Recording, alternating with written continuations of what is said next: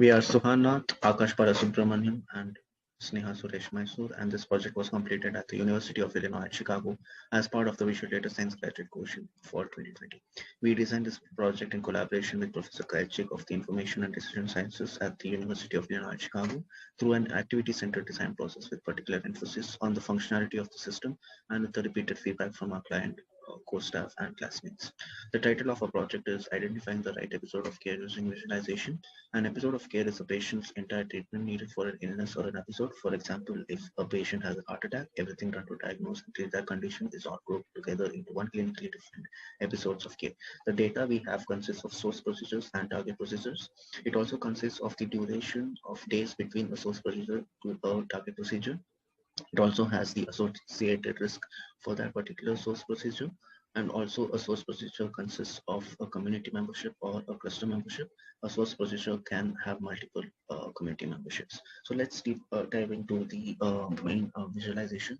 As you can see, we have 9 nodes here labeled from 0 to 8 representing each clusters or community membership. Once we click on one of the cluster, we can see the source to node or source to target relationship. When we hover over one of the source nodes, we can see the number of targets a particular node has. So we can also click on this particular source node, which will then show us all the targets that that particular source is associated with. Also with this, a particular cluster is also filtered based on the Markovian relaxation, which is nothing but the duration between the source procedure to a target procedure. So for example, if you change it to 137, it means the nodes would be filtered by the duration of 137 days or lesser. So as you can see, when we click on this, the number of links between the source and target nodes have increased.